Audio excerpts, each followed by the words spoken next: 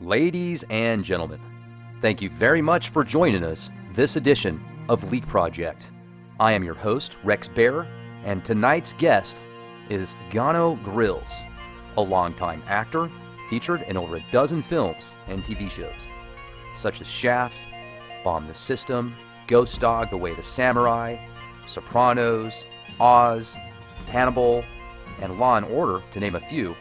His career and knowledge obtained in Hollywood and with the people that he has met has helped him realize his full potential. Now, Mr. Grills offers many forms of enlightenment and illumination through activating the Kundalini. Now, Gano has friends in high places and insider knowledge many people are not privy to. We will be discussing much of that tonight, and rituals and rites in Hollywood. Human consciousness and spirit being in multiple places at once, a part of divine source and different spiritual archetypes. Now, how does one activate the Kundalini? What even is Kundalini? How much control does Hollywood have on the minds of the masses?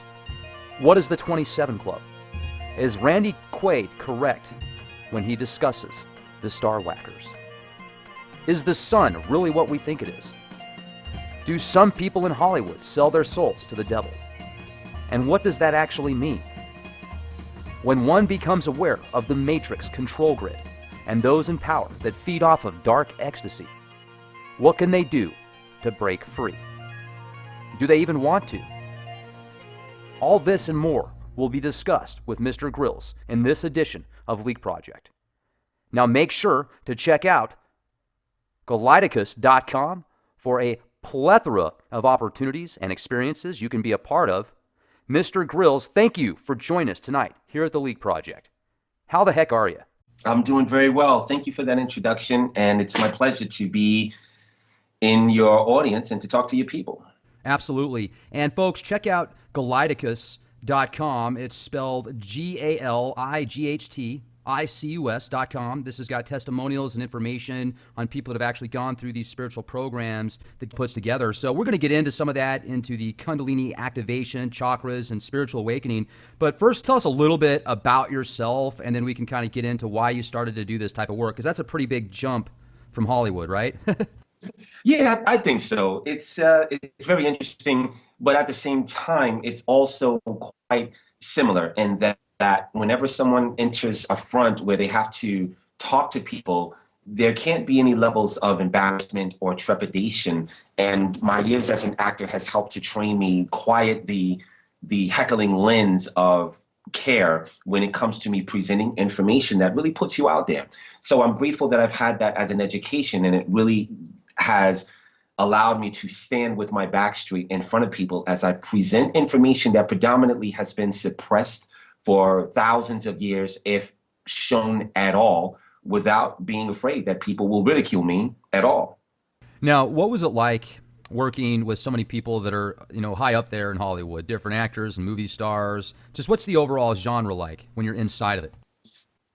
I don't really consider myself a star stalker, or there are different terms, or a groupie or anything like that, but it's really difficult not to be in awe when you're working in the presence of someone like Samuel L. Jackson, or you're working with a major thespian, someone like Jeffrey Wright, who has done some amazing work. And what was interesting, as we were filming the movie Shaft, Samuel Jackson, he was the lead in the movie.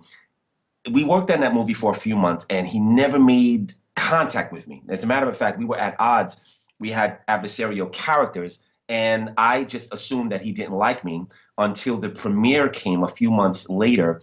And when we went to the premiere, he had just come back from shooting Star Wars, and he called out my name from across the theater. He said, "Gano!" And I was like, okay. I was like, "Hey, Sam, how you doing?" He grabbed me and gave me a big hug. And he said, "Man, I was out there filming Star Wars, and I got this package from HBO, and I did another TV show called Oz, which is a jailhouse series on HBO." And he looked at everything and he said, "Gano, you rocked the house on there." And I said, "Well, thank you." And that was a great compliment. And him and I have been really tight ever since. So it's really funny how your senses can play tricks on you. But what I realized is that he was so entrenched and deeply concentrated on his work because he's a method actor that we could not form a friendship when we were working. But to answer the question, Hollywood is a magical, wonderful place. You know, Hollywood is it's a real tree that magicians use to cast spells. And casting is something that they do when they acquire the crew that's going to tell the story. So the magicality that Hollywood as an engine possesses is really something that's far beyond the imaginary prowess of the neophyte. And it's a wonderful place with a lot of powerful souls that their job is to instruct people and give them information that a lot of it comes from the cosmos itself.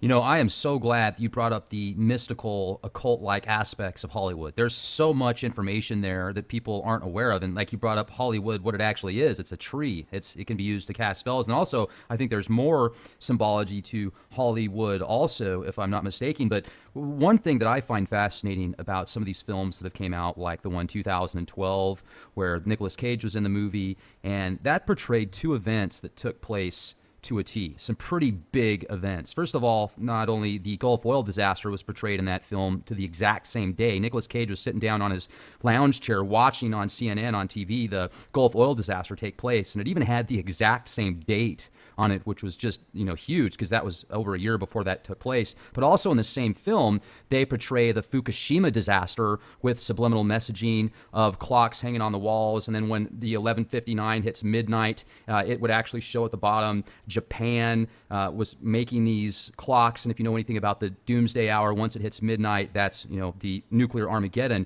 But there was several scenes in subliminal messaging, if you go back and just watch that film, that portrayed these events. So my question to you, Gano, is when you put these together, did you ever notice that like stuff would take place later on down the road and you just kind of go, wow, that was in a movie and now it's happening in real life?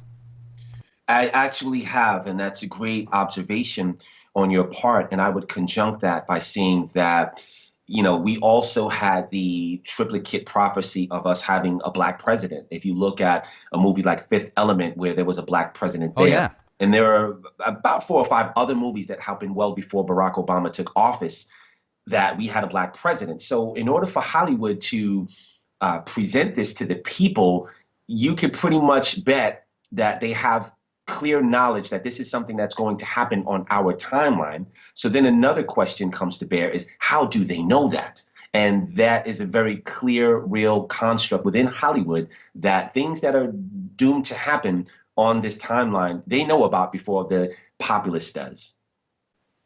A lot of also information that points to many alphabet agencies actually help script and fund, offer certain services, equipment, etc. to certain Hollywood films. And, you know, that saves the Hollywood industry a bunch of money. And also it allows whoever's helping write the script push their agenda subliminally and non-covertly. So my question to you is, did you ever meet any bigwig producers or directors that you could just tell they were more of a wizard than they were a director, or both equally? I have. I've met and talked to Bronco Lustig, who is he does all of the Hannibal movies. He's probably one of the only people in Hollywood that does not need the Hollywood banking system to finance a movie. He's extremely rich.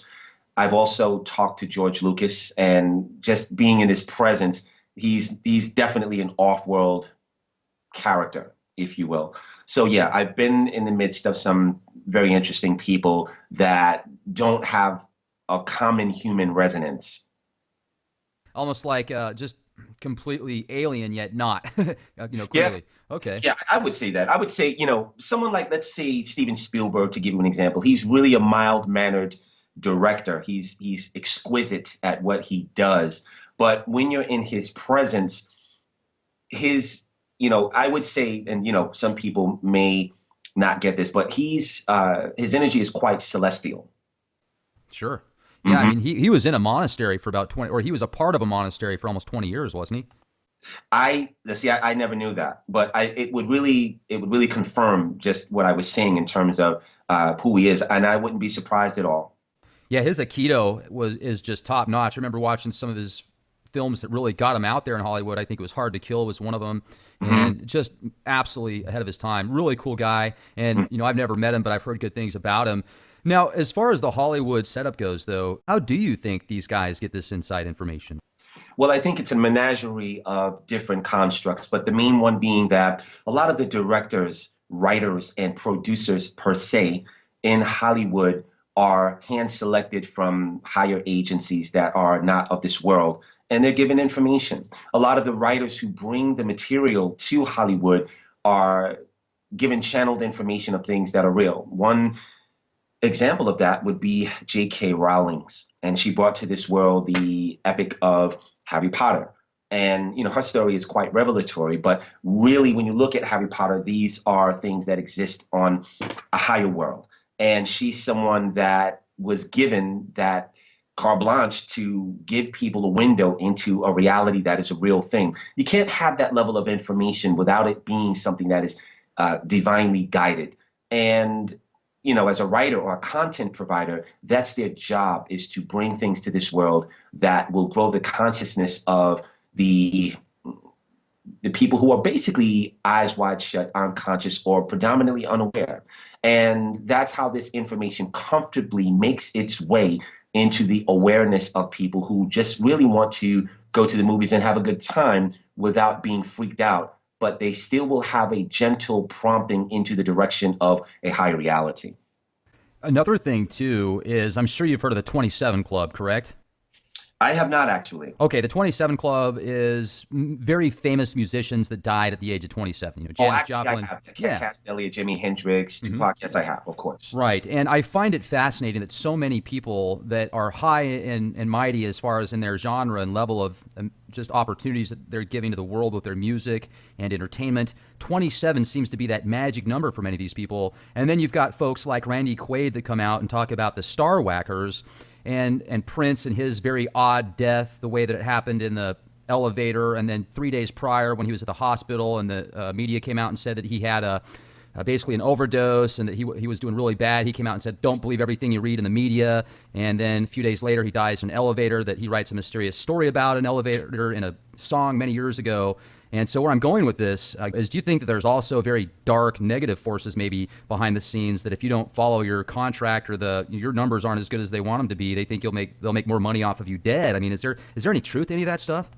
I'm pretty sure that there is validity in some of those conspiratorial stories, and Prince, to be specific, as well as Whitney Houston, Michael Jackson. Let's just say Michael Jackson in particular. I don't believe for 1 second that scenario that the world was given was his exodus out of this world. There are a lot of conspiratorial stories that don't have much merit. There's a lot of geometry that doesn't really correlate if you look further into it. But specifically with Prince, Whitney Houston, and Michael, that trilogy I think that's pretty accurate, and I don't believe they left this world the way that the media or the powers that be per se would like us to believe. Right, because I know that Prince was fighting with the record labels for his whole career and coming out saying that he felt like a slave to the system, and then just 2 years ago, he gets rights to his music again, and then all of a sudden, bang, he's dead. It's just too weird, man. Yeah, well, with Prince, and I would just say this, that, I'm going to do a video about his, a decoded. I did one for Michael Jackson, and it really helped people to understand how these things could happen. But what's ironic is that someone created an interesting tetragrammaton about WB. Instead of Warner Brothers, it was Warn a Brother. Have you ever seen those T-shirts before? No, but you said tetragrammaton. Isn't the tetragrammaton? Or an acronym, excuse me. Okay. Meaning, just taking the initials and spelling it out a different way. So that's something that I think is ironic. And if you look at it, Prince didn't look very well in his last days, which really leads one to believe possibly that he was helped over eventually to die. And he's not someone that, didn't have access to the best healthcare in the world or just the great diet. So like I said, I don't disbelieve that he was helped off of this dimensionality. Okay. And you were talking about some of those higher levels of control, they're off-world or agencies per se. Could you get into those a little bit with us? Do you know much about those? Well, I know in particular with myself, and a lot of what I teach and share with people comes from my experientiality. because it gives it more credulous. But I know that, the same way that we have governments or governance here, and we have monarchies, and we have people uh, who are charged with leading the country or the people, we also have higher principalities, whether you want to call them hierarchies or certain groups and councils that govern everything that is deemed to come to this world on a timely fashion. And those agencies are real. It's actually something that we mimic when we form different judicialities or groups or clubs or sacred orders and things like that. So I know a fair amount about it. And I also know that the Galacticus, which is the movement that I am presiding over or quarterbacking, if you will, takes its orders from a legion of beings that some of them walked the face of this earth and some of them have not. To be specific, it's a group of certain gods that I take my orders from, one of them being the god Lord Thoth, my divine mother, Sri Lakshmi, Brahma, a lot of archangels like Archangel Metatron, Archangel Michael. I've had contact and interface with all of these beings, and they give me direction on what to do next and how to execute certain modality and offer things to people that will help them to basically break free from their enslavements. And there are so many different levels of enslavement that people need to break free from. And that's an example of, how that exists within the cosmos. So Thoth is a very mystical being. I've done a lot of research with Thoth, even the tablets, the emerald tablets, and then just some of the other amazing writings of him. And when you say that he is your God form, what is that like? I mean, do you make contact with Thoth? Is it a spiritual type awakening? If you could describe that to our audience, that'd be fantastic. Right. Well, I didn't say that he was my God form. I said that he's one of the figures that I take my instruction from. Okay. So I'd like to say, I just want to clear that up. He is one of my cosmic bosses. So what was your question once again? I'm sorry. No, what is it like when you make contact with them? I mean, is it telepathic? Is it such as speaking to you or speaking to me and you, like this conversation, or? Yeah, it happens in different ways. And, someone like him, like Thoth in particular, his intelligence is extremely vast. So conversations would really be analogous to, when we play with our infant babies, when we say goo goo gaga, coochie coochie, when we speak that way, it's not how they communicate. A lot of the gods are way beyond guttural communication, and that's a very infinitesimal way in which to impart information. So when I make contact with them, a lot of times I have to leave my body, and I will be able to, we can go back and forth and pass conversations holographically between each other. When they want to make something very clear sometimes in my wake states, sometimes I will shift immediately out of consciousness and experience a totality of what it is that they would like for me to do. And then I have to back engineer it and put it into a program or a message. And just when I think, or I have thought sometimes in the past that it was my imagination, the proof of how empirical it is the success of how when someone takes that information that I've been given and they apply it, they have revelatory success that is unabounding. So there are many different ways that the gods communicate. They are more advanced than we are, to the point where we have IQs personally that range maybe 100, 200, 300 tops. But the gods have intelligent quotients that range in the thousands.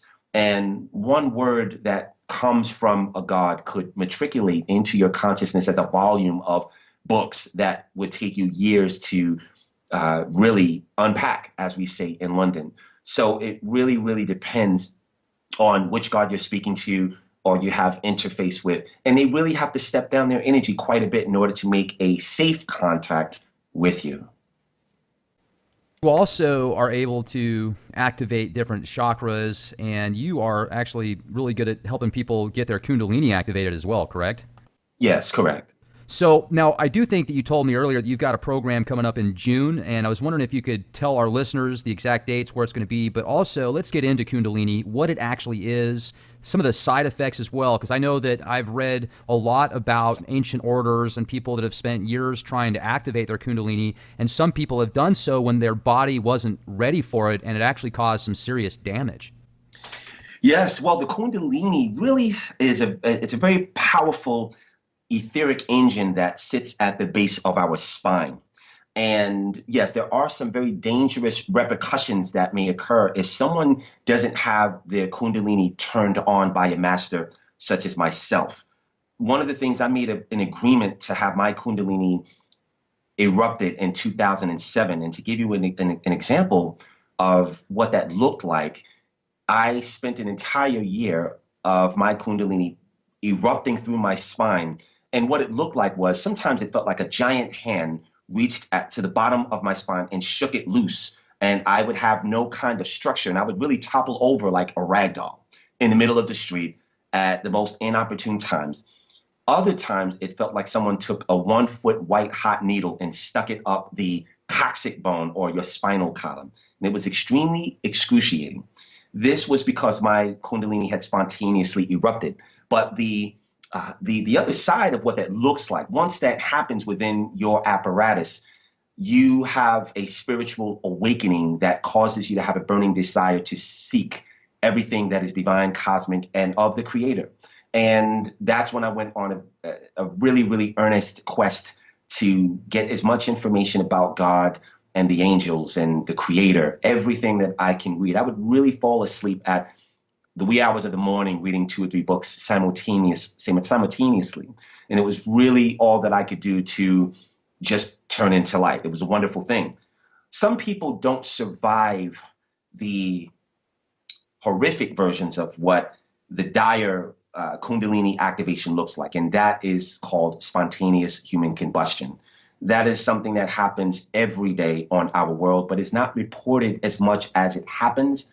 And what that looks like is someone could just be sitting there, the Kundalini will activate, and the body will incinerate in a smokeless whim instantaneously in nanoseconds, and there won't be much left of the body, depending on how bright the Kundalini was. And then there's also another aspect called a quantum activation, and that will cause the entire body to just disappear.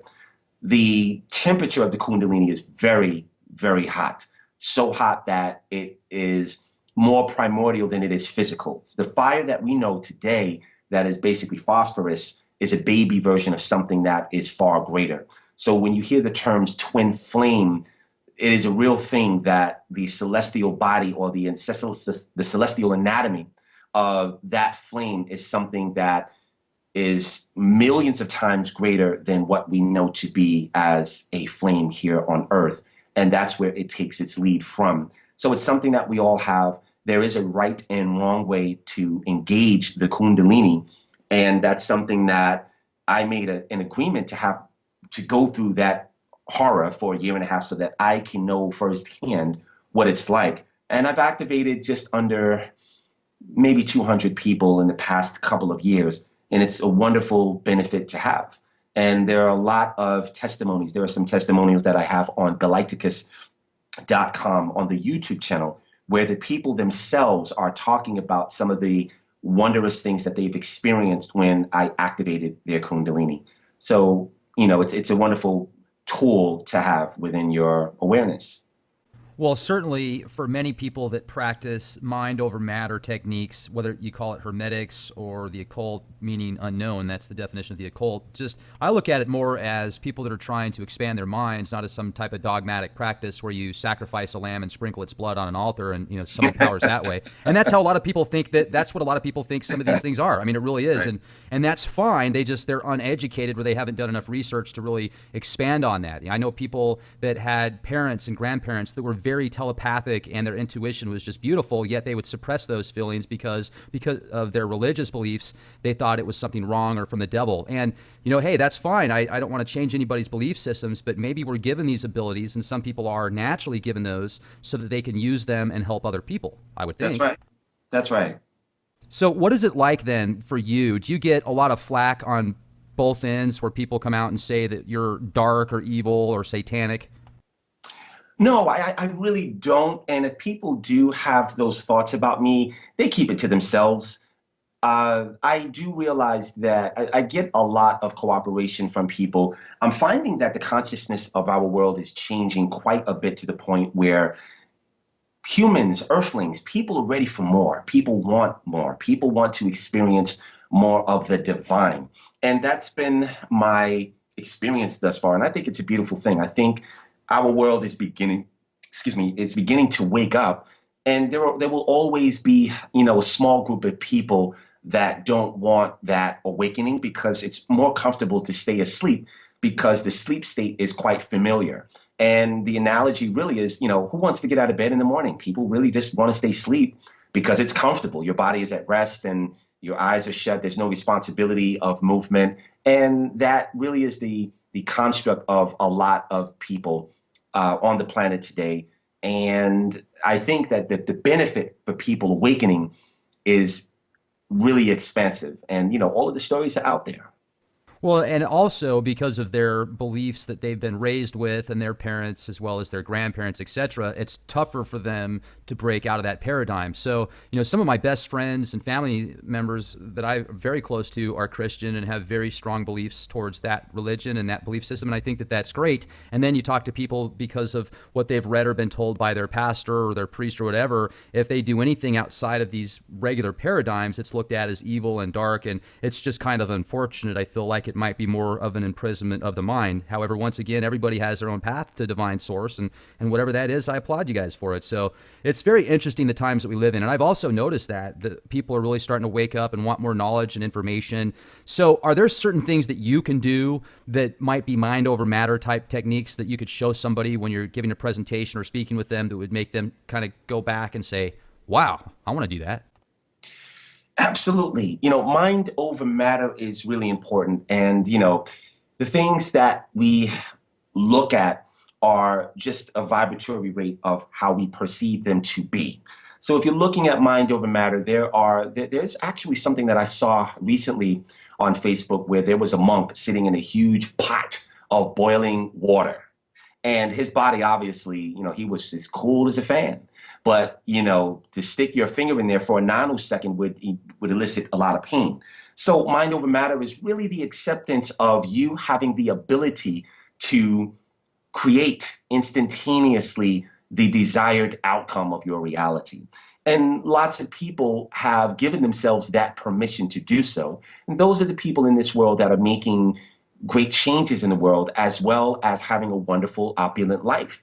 So to answer, the question quite succinctly is one of the things that I would say is if someone played the saxophone, they picked up the saxophone and they played the saxophone and they tinkered around with it and they had a nominal amount of success, that saxophone player will never be as good as someone who has had training, learned how to read music, played in a band, played in a jazz band or a marching band or a concert choir. That saxophone player will not have all of the polish and some of the well-taught teachings of a musical composer or someone that can teach them how to enter a professional arena of music. So the analogy to me is if spiritual awakening, there is a certain amount of success that we can have just by going in nature, being quiet, meditating every day, having a great diet, fasting, praying, because prayer is a real thing. It has many, many different benefits when you learn to pray the right way. These are all different increments that will bring you a certain amount of success. But eventually there comes a time, and I consult people every day that are looking for a quantum leap in their consciousness. And these people come to me and they say, I've been doing all of those things. I've been meditating, I've fasted, I've gone on retreats, I've read books, I've listened to Abraham Hicks, I've listened to all of these people, but I'm ready for more. And those people, I give them a caution first. And I say, well, this is your soul leading you to a golden brick road. And all of us have this promise that if we can go as far and deep as we are willing to go. And I am very, very proud to be able to take people to those basically unknown realms. And it's a beautiful thing. So everything that you're saying is true. Mind over matter is something that is a built-in construct and its ability that is intrinsic and inherent in all of us. And some of us don't use it at all. Some of us use it to as far as we can. And then there'll come a point where there needs to be instruction that will take you into a quantum leap. Now, as far as a quantum leap goes, are you able to do things as far as out-of-body type projections or certain transfer of consciousness abilities? Yes, I am. I do it all the time. And one of the things that I really make it a point, I have a lot of testimonies with the names and the faces of the people who have experienced the actual miracle or some of that divine deference. And it's right there as a matter of fact or public record. So one of the things that I do is I teach people in their dreams. I will walk through the dream gates, take the people out of their body, and take them to my classrooms on the ethereal planes. And there are many different testimonials of people that have seen that. There are people that have seen my highest form of Lord Ganesh, which is a deity that is revered in the Hindu pantheon. That is one of my forms. And there are people that have seen that and they've seen me transform into that being. And that's something that I teach people how to do, is to walk the path that will allow you to basically explode into the higher mystical forms that dwell within your consciousness. Now, Lord Ganesh is the ancient Hindu deity that's got the elephant head, 4 arms, correct? Correct. Okay, so I've had a couple of interviews on here before with 2 people from different places in the country, and they've both claimed to have made contact with this entity that has an elephant face and a human body, but I don't think it had 4 arms. And it seems so intense. You talk to somebody about that, no matter how open-minded you are, obviously certain filters could come up in your mind going, wow, that's insane. And Absolutely. So like, what is that like? I mean, obviously when you're in the astral realms, I've had experiences before with lucid dreams where I knew I was dreaming and I could actually change what was going on in the dream. I was almost like a mad scientist where I could just create stuff. But I've never looked at myself in these dreams as a higher deity or archetype like what you're referring to. So it must have a feel as well that's different, like a physiological sensation, doesn't it?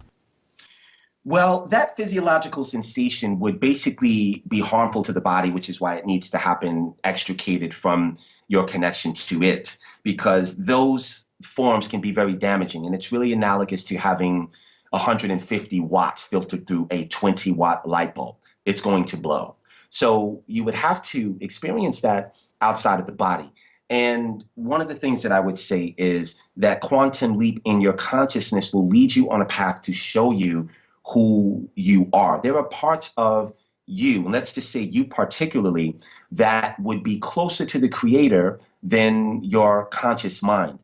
In order for you to experience that part of who you are, you have to reach a point in your evolution where you are willing to see it. And most people are not willing to even fathom that that part of themselves exists. It is a very humbling, wonderful, beautiful thing to see that part of yourself. And one of the analogies that I'd like to pose to the audience is this. Let's just say, Rex, that, you go home one day, right? And no one is home and you hear your name being called, but no one is in the house. And when you open up your hearing, you start to realize that when you travel in the direction of where that calling is coming from, you realize that it's in your bedroom. So you go to your bedroom and it gets louder and louder. And then you realize that the call is coming from your second drawer. What would you think, Rex? I would think that I was either losing my mind or maybe Blue Beam was projecting some image, or some type of noise in my head. So I thought I was going to lose my mind. Okay.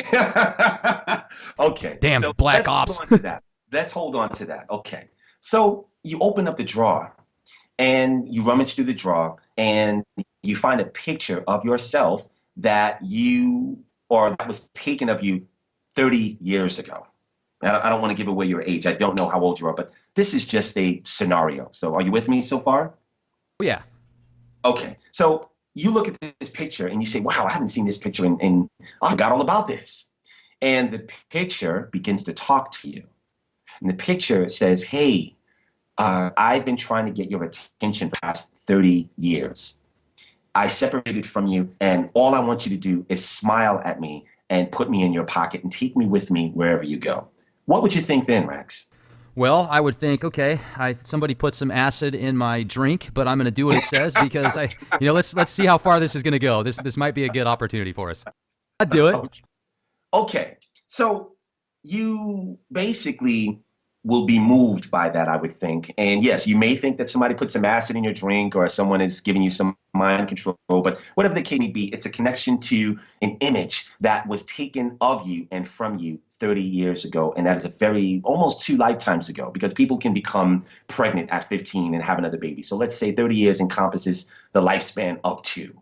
So you take this picture and you honor the request. You put it in your pocket and you take it with you wherever you go. Some people take those pictures in their wallets and they have pictures of them or their children that are very dear to them, correct? And there are times where they take out the picture and smile at it because it brings them joy. So this is a mythical construct that I'm offering to you to interject that is something that when you smile at that picture and the picture is of you, the radiation of your smile will cause the consciousness, the very limited consciousness that lives inside of that picture to be regained. It will allow that smile will reintegrate that separated form into your reality.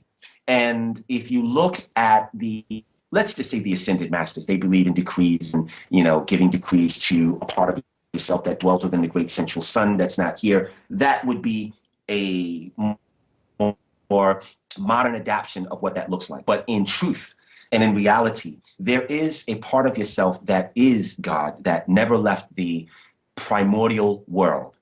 And you, Rex, would represent one hair on the head of that being. However, if you turn around the paradigm, if you lost one hair out of your head, 99% of the time, you wouldn't know that that hair left your body. And it would not change your life in the least. You will continue to have a wonderful dinner, talk to Gano Grills, watch a movie, hang out with your dear beloved people, and life would continue. Life here on earth represents the exodus of the hair on that head. And we want to regain contact with that part of ourselves that we flagshipped ourselves from a very long time ago. And people re-enter reconnection with that part of themselves also every single day. And that's something that I help people to do. And the information and the testimonials are there for public record. There are a lot of people I've noticed. I'm on your website right now, galacticus.com, and I'm at the section that talks about angels and gods and altars seminar, Activate Your Kundalini, as well as the AGA seminar that's going on. So when you bring up the Kundalini, if we could go back to that, because there's so much mysticism, disinformation about what it actually is. Now, you can go back to Genesis when Eve is offered to eat the fruit of knowledge by a serpent, and some of the Gnostics and other people think that that actually is a representation of the Kundalini. The serpent wasn't bad, but actually trying to help Eve. What is your take on that representation?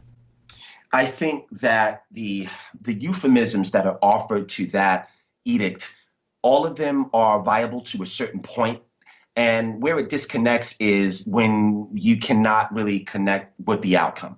So one of the things that I think about it is the question is, why would the gods of the Bible particularly ask Eve not to do something, whatever it was, that would separate her from having the knowledge that they have? That's the real question here. Why would it says in the Bible that God created man in his image? He looked at his work and saw that it was good. So that would be a major contradiction that later on, when Eve actually did something that would be a threat to give her the knowledge that the gods had themselves, she would be forever condemned. So there are many different contradictions in the Bible that don't really add up to the promise of why we were created in the first place, which is why when people live their lives by the disinformation that basically starts in the Bible itself, that basically is forming a life or living a lie. It's really no different. So one of the things that I can say is with Eve, whatever it is that she did, she threatened the gods. And if we go a little further into that, the gods of the Bible, because I understand it to be a plurality, and without going into too much information, the years that I've studied, it's not just one God, but let's just say it's one for now. He was very insecure. He was very jealous. And those are not attributes, they're deficits of character. So then it leads you to believe that when you look at fifth dimensional consciousness, so you look at certain beings like Hermes. What is fifth dimensional? And I'm sorry to interrupt. No, not at all. Fifth dimensional consciousness really would be like something that is beyond the Schumannic resonance of our planet, which is a very low frequency. It's a nasty energy that the collective of our world has. That's third dimensional energy. Third dimensional consciousness is fight or flight, living from paycheck to paycheck, spirit of lack, you not knowing who the God is, jealousy, hate, struggle, war, rape, famine, torture, world star hip hop, basketball wives, mob wives. The list goes on. It's really quite endless. Fifth dimensional consciousness to me would be everything that is proactive. It's love, it's light, it's harmonics, it's unified thought, it's non-struggle, it's togetherness, cohesivity, it's power, unlimited power, it's knowledge of self. It is connection to all things about your higher forms, all things about your divine parents. It's you knowing that you have divine parents who are gods, but they are the first children of the Creator. It is balance. It's homeostasis. It's eternity. It is eternal, not external. That's what fifth dimensional consciousness is. And there are many people on our world that live in the fifth dimension physically. I moved away from the third dimension consciously in 2012. When I consult people every day, I have to come back to the third dimension to consult them and really do my best to get them to shift into fifth dimension. So now, as far as the shifting process goes, if somebody was actually really working hard on expanding their mind and getting to the next level, just like they want to become an excellent athlete, how long would something like that take, typically? Well, it really varies from person to person. Every person there's no one on the planet that has not incarnated with a set of opposing planetary alignments or, certain declinations in their consciousness. So everyone is in human form to work out the challenge of how they're going to become a master. Some people have more of those challenges than others. So it really, really depends on the willingness of the participant. To give you an example, I've had people come to my studentship program and drop out because they could not take the hypernatural experiences that come with the program. Their conscious mind could not take the constant barrage of miracles that would follow them because it was too uncomfortable. It was something that their upbringing did not teach them about. Therefore, they couldn't accept it. A lot of people say that they would love to see an extraterrestrial ship, but in truth, if an extraterrestrial ship were to land right in front of them, they would be stuck because they would not know what to do. And typically, I've had people, and the majority of my studentship program, my students are doing very well. They're not struggling with money anymore. Finances is not an issue. They have a very grounded sense of why they are here on this planet, what they are here to do. And it's a wonderful self-discovery that happens.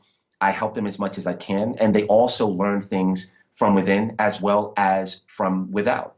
And that brings people safely to a higher plateau in their consciousness, to a point where they're really not the same after a year of working with the things that I teach them about. And it's a gentle awakening. If you look at your dreams, when you dream at night, there are things that shock you back into your body. Have you ever had a dream and you will feel yourself go, and then you'll wake up? Oh, yeah. Okay. So do you remember what that thing was that made you do that? Or Yes. is it immediately ushered into your subconscious? I remember many of them, not all of them. Okay. Well, one of the things that I know for a fact, and I've studied this, is that when we bump into some of our relatives that have been dead for years and we come face to face with them, when we're on the lower astral planes, we still have our subconscious mind with us. It is something that is accompanied by the dream sensor, and the dream sensor is responsible for immediately erasing what you experience when you're outside of the body. So 99% of the time when someone has that gasping and they come across a minotaur or an elemental or even a god, their five physical sense reality kicks in. They're shocked out of the astral realms and they wake up. And then they quickly forget about what it was that happened. There's something in the human awareness that needs to be strengthened so that we can accept the multidimensional aspect of who we are. And our consciousness is too big to inhabit the totality of who we are in one physical body. Therefore, there are parts of us that exist on many different planes. Those parts of us can breathe underwater. Those parts of us can fly through the air. And when we take some of our conscious mind with us into the dream world, when we fly through the air, the first thing we want to do is make contact with the people who are walking on the ground and let them know that, hey, I'm up here flying. How you guys doing? And they look at us like, it's a wonderful thing. But those are higher dimensions in reality that are real, and they are not fictitious, happenstantical figments of your imagination. So when someone is willing to interface and accept that part of their consciousness, life begins to take on a very magical, wonderful meaning and purpose, because you have accepted more of who the Creator made you to be. Right. And I think that there's so many different levels of consciousness for anybody that's ever had an out-of-body experience or can actually astral project into some of the higher realms outside of the real time zone. It's some pretty neat phenomenon. And even I'm looking at Thoth right now, and one of his powerful icons that is represented with Thoth oftentimes, you've got the staff and the two snakes that are intertwining together. The Caduceus, yes. What's actually the DNA strand and represents the ladder of enlightenment to the very top. So there's so many mystical things and certain symbols and sigils that are embedded in many ancient deities and god forms. And you also talk about talismans. Do you show people how to create talismans and sigils as well? I show people one of the things that I'm really proud of. There is a device that I was given when I went to, well, I was given it before I went to Egypt a few years ago to be initiated. And Thoth basically created that into my reality. But he gave me something called the cosmic beacon. And the cosmic beacon is something that they used in Egypt. They used it in Atlantis. They used it in Lemuria. They used it in other continents and other land masses that have long been gone from our world geography, if you will. And talismans are a very useful way to connecting safely with higher consciousness. I make those available to people. And even more than that, the divine parent of the customer or the initiate or the student is what will drive them to want to obtain the cosmic beacon. I have a very interesting list of tools that bring higher consciousness safely into the life of the people. I haven't really begun to teach that yet. I haven't gotten permission to do it, but I'm told that after July, there's something that they're going to allow me and give me the clearance to teach. And I will be teaching a lot of that to the aspirants that come through. And it's going to be called hypernatural magic. Hypernatural magic is you being able to basically command the forces of this temporal reality that we live in. And that's something that I've been doing. I've actually used that knowledge to become enlightened. And I came across that about 5 years ago. And it's a wonderful set of tools to have. And I've created a lot of miracles with it. And it's a beautiful thing. So I'm looking at the Buddha World Medallion. What is that? The Buddha World Medallion is a talisman that is imbued with, and I only have, you're looking at the high-end page. So these are some talismans that I have gotten. I've obtained them, and I've checked the power level spiritually, and they have a lot of power. There are certain things that accompany, if you look at a shaman, you know what a shaman is, correct? Oh, yeah, absolutely. Okay. Shamans have different charms and necklaces and talismans, and they will have things of this ilk. What happens is when a master leaves this world, and let's say somebody like Babaji, who walked the face of the world, do you know his story? I am not familiar. Okay, well, he was an avatar. He was someone that could create a body out of the tapestry of nothingness. He walked our world in, I believe, 1980, 1984, and he would walk with a jalabiya, which is a long white robe. And there are a lot of pictures of him. You can look him up on the web. But when he walked with his students and his initiates or his apostles, when he walked, the mud refused to stain his garments. He was someone that had a very powerful active Kundalini. And someone like him, when you get close to him or you get too close, you could literally be burned by his temperature. But you wouldn't want to be too far from him so you wouldn't receive his warmth. He was someone that performed miracles every day, and he basically absorbed the karma of everyone with whom he came in contact with. Now, when someone like him leaves this world, he will leave some of his energy behind. Those energies will be housed inside of certain objects. To give you an example, the talisman that you're looking at has a lot of power from certain masters, and that energy is placed inside of the talisman so that the obtainer of it will basically use it to get higher Buddha consciousness. And the Buddha himself was someone who was extremely revelatory. If you compare the story of Jesus to what Buddha actually achieved, one would really dwarf the other. And Buddha is another deity that I have a very wonderful connection with. I actually have given people invitations to his re-entry back onto this world, and it's called the Weezac Festival. And when I first started speaking publicly, I would give people an invitation to that festival, and they went. And there are also testimonies about that as well. Right. And so as far as like these different seminars that you go to and that you help produce, is it something that's about every 3 months? Do you travel the country? Are there certain places that you typically do most of them at in New York, or?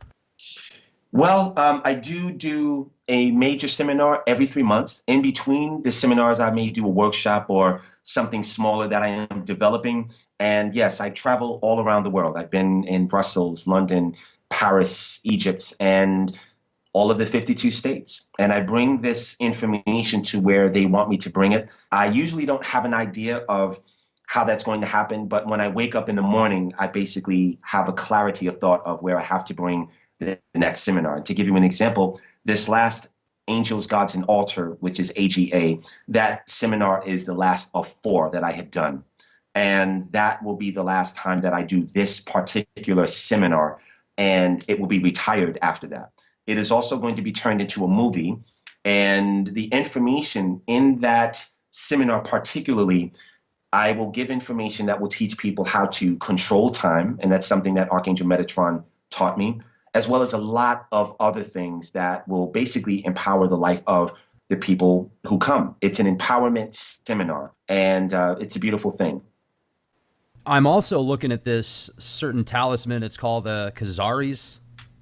And Yes. it looks like there's almost this mummified little being in there or something. What is that? That is an elemental that was encased and entombed inside of the actual talisman. And there is a very powerful spirit that controls certain forces inside of that talisman. Now, do you put these together? Do you have people that actually help you create them, or how do you obtain them? Well, there are many places on the planet where I have been, and they're brought directly to me. And when they're brought to me, I take them and then I'm given instruction on what to do with it. And what happens is that on our world, if you look at the finances that are controlled, very, very few people, I believe it's 3 or 5% of the wealth that is on our world exists in the hands of a very, very small amount of people. There are 5 rich families. There's been a grand dispensation that says that that needs to change, and the dispensation of divine power has to make its way in the hands of regular people who can respect the power in order to balance out the inequity of the unfair nature of power dispatchment. And this is the reason why shamans are the ones who basically are the ones who bring these talismans from a greater order onto the earthly plane. Master teachers and avatars who are in human form and teachers like myself, we've been given the right to bring some of these powers onto this plane. And that's something that's not new in this world. It's something that's been happening for thousands of years. So let's say somebody actually dropped the funds to purchase one of these talismans, like let's say the Durga one right now. This thing looks very ornate and it's extremely unique. I have not seen a talisman that looks like this before. What would they expect the outcome to be?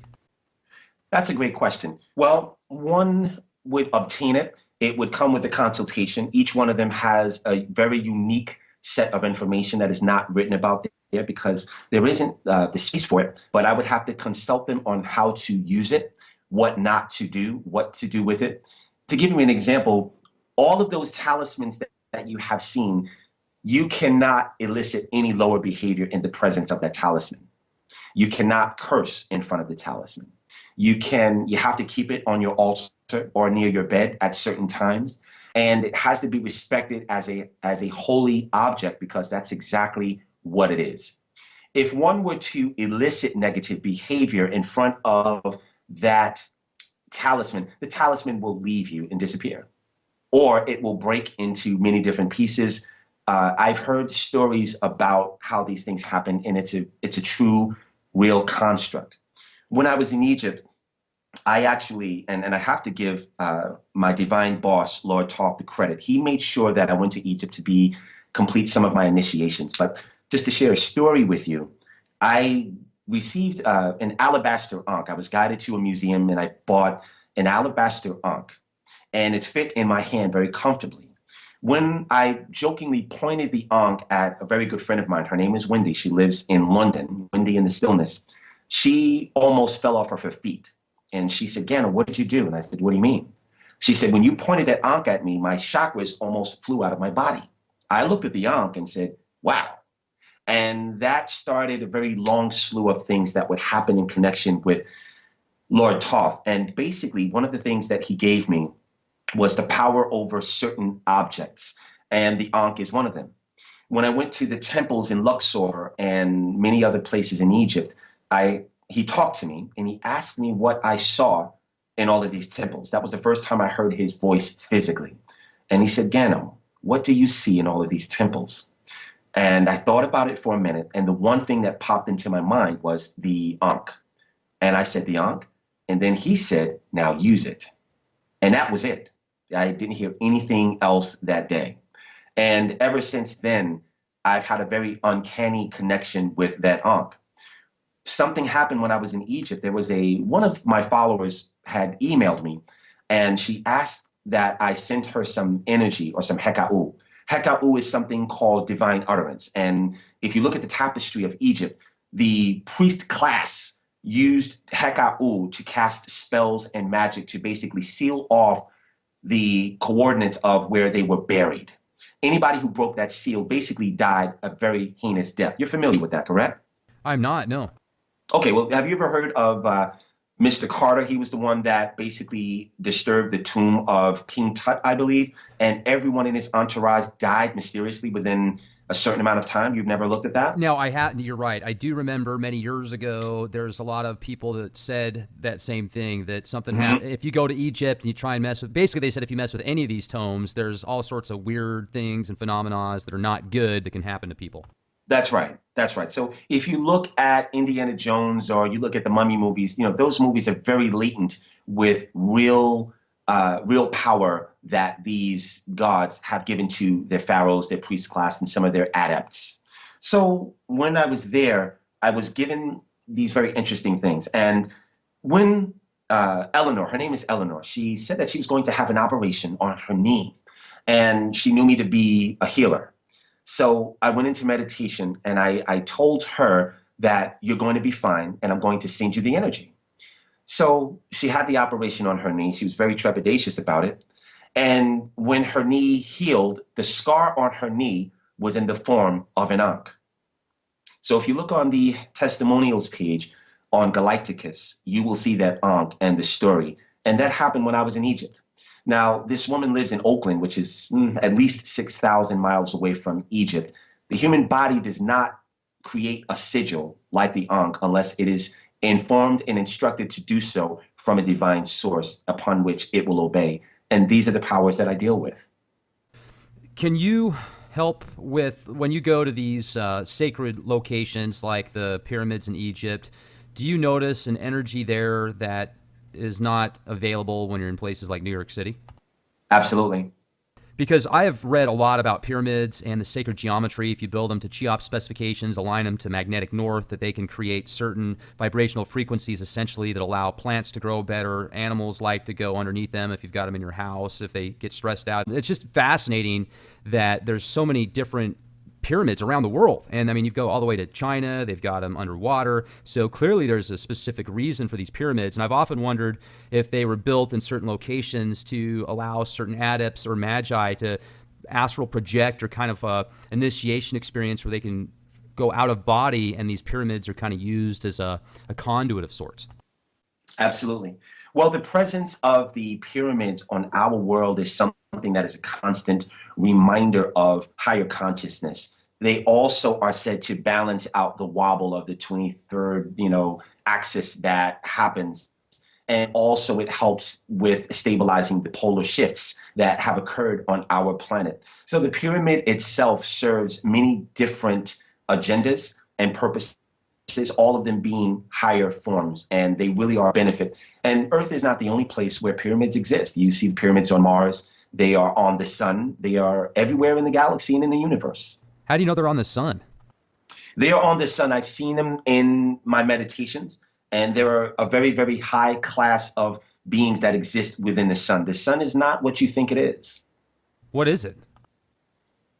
Well, the sun is said to be a star, which gives life to all of the planets that exist within our solar system.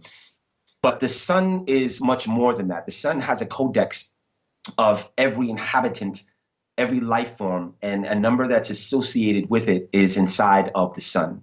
And there are also forms of ourselves that are incubated in the sun as a fetus. The sun is a place where a lot of the higher cultures that lived on our world at one time, when they just vanished, they moved into the sun. And the sun is the last place that will house that higher consciousness before a lot of the inhabitants basically will become a higher form. But the sun is a wonderful place that has intelligence that you would not believe. The sun is responsible for really giving us a down-stepped integer of the information that we use to evolve. And without the sun, nothing on our solar system or nothing in our solar system would be able to sustain. It's interesting, all the different theories about what the sun actually is. I've seen some pretty cool Soho imagery of what looks like this enormous mothership that will go around the sun like a boomerang almost. And then you see films and TV shows like Stargate Universe where they've got this mothership that they find that could be 1,000,000 years old. They don't know how to use all of its technologies, but they can still fly it around a little bit. And then it's getting low on fuel and it just goes through the sun and it re-ups and it's ready to go another 12 miles. Yeah. I have seen that. That was really amazing to behold. And that was a real thing. And many ships do take the plasma that the sun has. And then you also have to ask yourself, how was it that that ship was not destroyed? We perceive the sun as a very luminous ball of gas and fire, and it is not that at all. You know, I've also heard the theory of there being other beings on the sun before. I think it was John Lear that talked about that, and he's done a lot of top secret stuff with the government and the military. I think his dad actually helped invent the Lear jets that are out there now, the original ones. So had some pretty insider information. Now, you talked about the pyramids on Mars. I've seen what looks like pyramids on the moon. Whether or not they're photoshopped, I don't know, but I've definitely seen some really cool stuff on Mars. Now, where do you think these entities came from that made the pyramids on Mars? Well, I believe that there are beings that, and if you, let's just reference Zechariah Sitchin, he talks about the Igigi, that they were a worker class of beings that come from another planet, and they really, they had to toil a lot for a very long amount of time. I don't believe the pyramids were built by them. I believe that the pyramids were built in a way that is not something that is familiar to the laws of our masonry. And I understand it to be something completely different. And I believe that the gods are responsible for constructing them. Same as the ones here in Egypt? Especially the ones in Egypt. That's right. Okay. Now, also, a lot of people in Hollywood say they sold their soul to the devil for fame and fortune. And you can go down the route of saying they were just joking around. Maybe their agent told them to say that for better ratings because people like to watch that kind of stuff. I mean, seriously, it's a possibility. But then when you've got these MTV awards where everybody's wearing, in the audience, they pass out these horns and, they're just blasting the sign of the devil, whether you think it's real or not. These guys clearly do, or they're just joking about it. Do you think there's a lot of that that's really involved? Like these guys will sign a contract, maybe even use their blood, I don't know, prick their finger or something, whether or not they're actually selling their soul. Maybe they believe they do at a subconscious level. What's your take on that? Because you've got to have friends in high places within Hollywood that have some insider information. Yeah, well, one of the things that I would say is it is a real thing. And unfortunately, let's just say someone like Kendrick Lamar, who is a very talented rap artist. And he was nominated, I believe, for 11 Grammys last year. And I think he won 9 of them. I'm not sure. But he's someone that, when you listen to his music, he has great music, great lyrics. And he makes it very clear that, he talks about Lucy. He talks about how, he kind of makes fun of the fact that he had to sell his soul in order to get to where he's at. And he references Lucy as a truncated version of Lucifer a lot on this last album that he has. But then you have to look at the success that he's had, and maybe could it be that in order for him to get this success, you have to reference the name of Lucifer as many times as you can. There's one really funny song that I actually like, that I don't listen to it much, but he is talking about how Lucy promised him to come out of Compton and buy his mom a mansion, and Lucy's going to keep you living at the mall. And he basically performed a paragraph of that song on the Grammys with a lot of fire behind him to get the message across, which is very interesting. So it might not be a coincidence that, there might be an affiliation there. And I don't want to be unfair and say, because I don't know for sure, but he makes that very clear. There's also another show that's really good called Lucifer on Channel 7. No, it's on Fox, excuse me. Mm-hmm. And it goes into detail about people who sell their soul to Lucifer.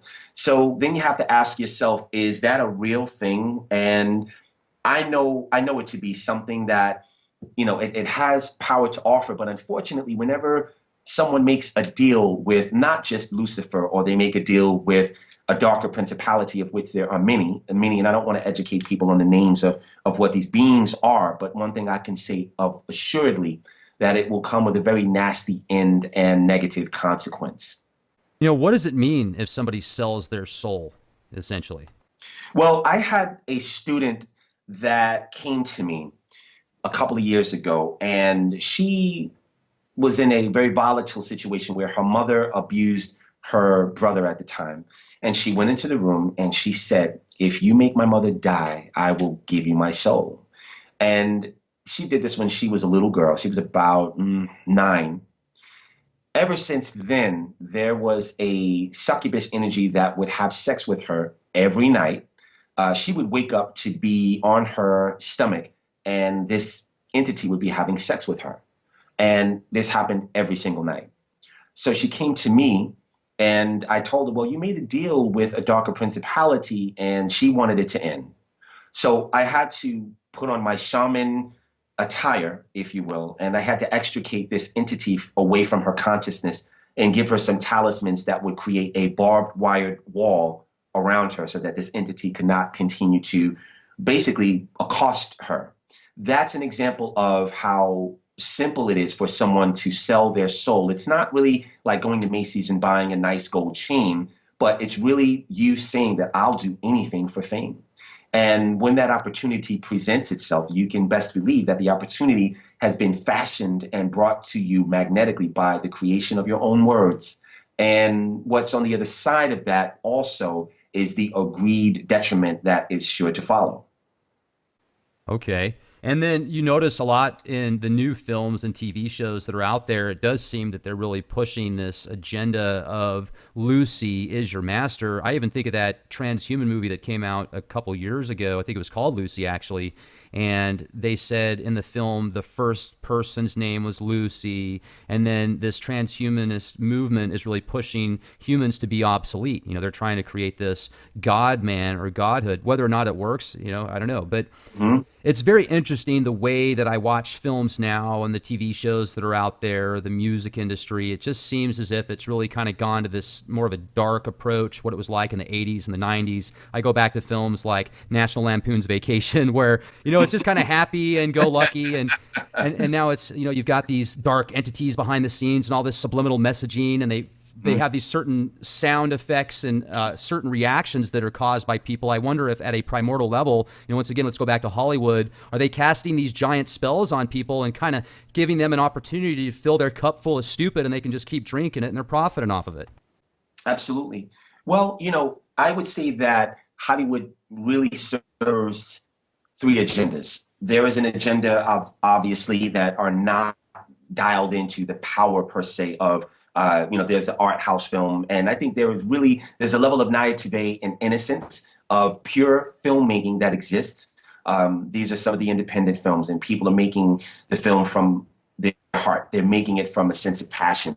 But that's not who I'm talking about. Then you have another agenda of people who are basically dialed into another agenda of, whenever you see these apocalyptic movies, that's serving a darker agenda. And these are also possibilities of outcomes that our world can easily experience. And, I don't support those movies. I don't have a desire to see The Last Man on Earth, or I don't want to fathom what it would look like not having a home to live on, So those people that are drawn to those movies, there is something in their consciousness where it's palatable for them to consider dwelling in a world that has apocalyptically fallen out.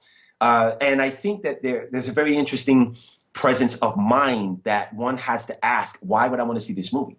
And then you have other movies like Powder or What the Bleep Do We Know, movies that actually inspire you or expand your consciousness, in an artful, creative way, and give you an ancillary way to look at things. Okay, absolutely. Some people are. It's interesting because I've got a good friend that you would think that she's just this. And she is. She's super nice, the sweetest gal in the world, but you wouldn't think that she would like movies like Saw, and those are her favorite kind of movies. She's always watching that kind of stuff. Movie, man. The series was very rough. I had to stop watching them. Yeah, I could watch about 15 minutes of it, and I said, I've had enough, thank you. I'll go watch Star Wars or Star Trek or something else. But, also I'd like to talk about maybe the MK Ultra stuff, because have you seen the film that just came out maybe about a year ago called American Ultra? I have not, but I'm very familiar with I think now it's probably 160 different kinds of mind control, and I'm sure it's a lot more than that, but I'm definitely aware. Yeah, good. Absolutely. Well, American Ultra basically is a film that came out where they make a joking spin on MK Ultra. And it's got this kid that's basically looks like he's about 21, working at a gas station, hippie kind of dude. And every time he wants to leave this little town that he lives in, he gets sick. And it's actually because of some programming that was put in his mind.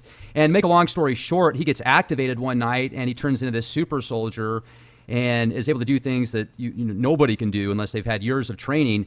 And there's a lot of stuff in Hollywood that talks about MK Ultra type situations. Many people in the entertainment industry claim to have multi-personalities or different genres in their body, which is multi-personality disorder if you look at it at a psychological title.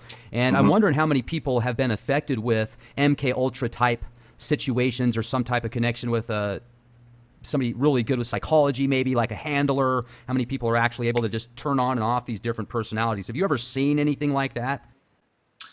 I have seen some interesting things, maybe not to the degree of which you speak, like, Manchurian Candidate, correct? Well, something like that, where, you snap your fingers and this person turns into G.I. Joe. Not like that per se.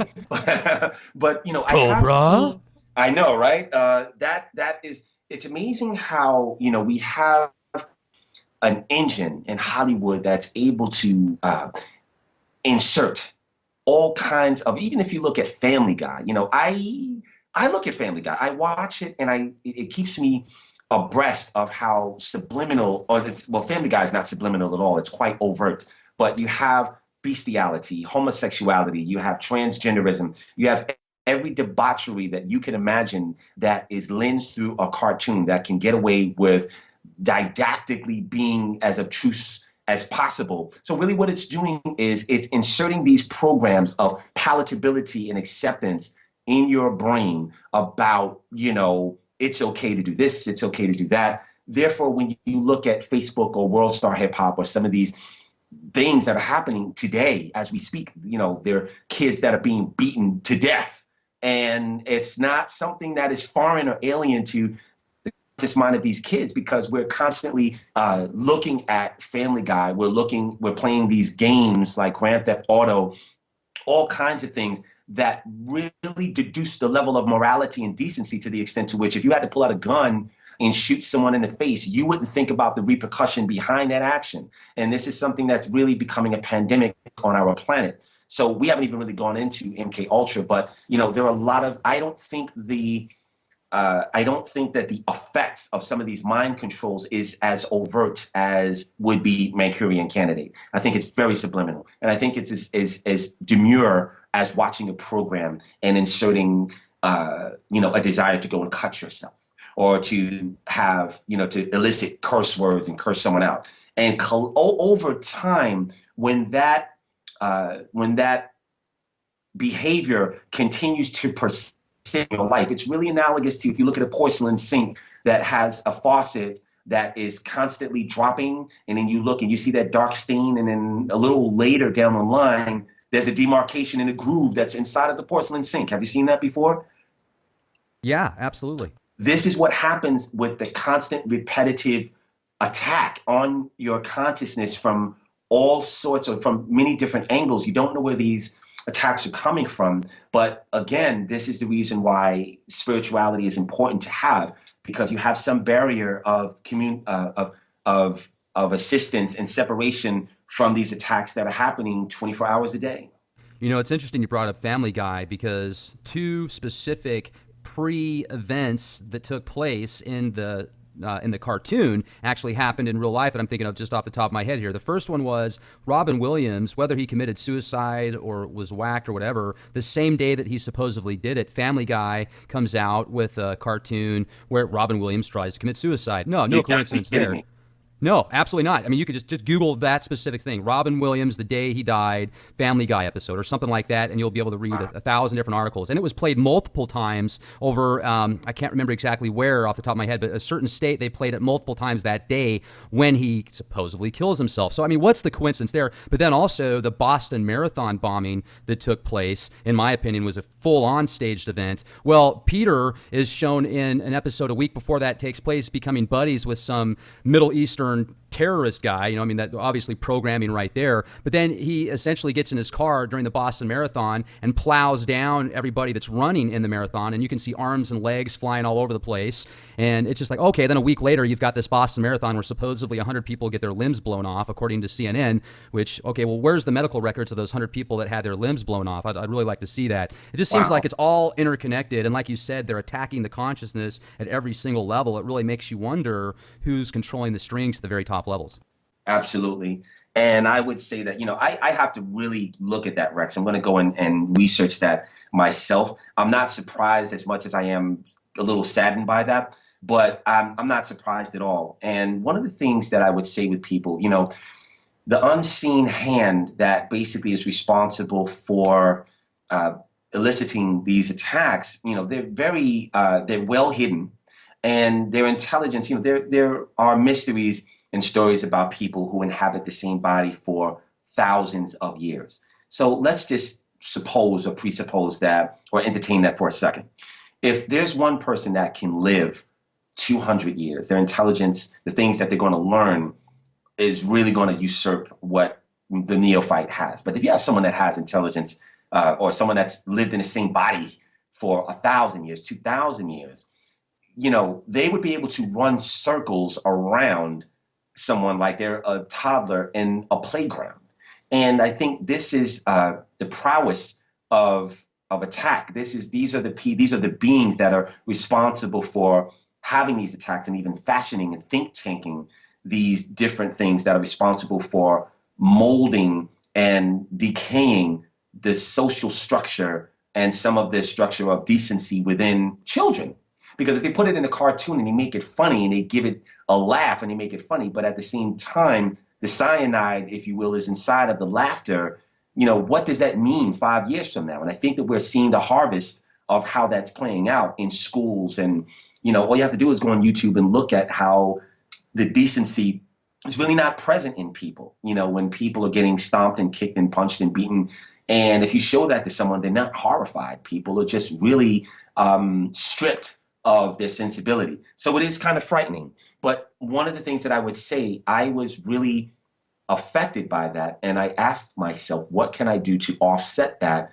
And that's the reason why I do what I do with Galacticus, because I'd like to offer an antidote to people of something that will liberate them from the effects of those attacks.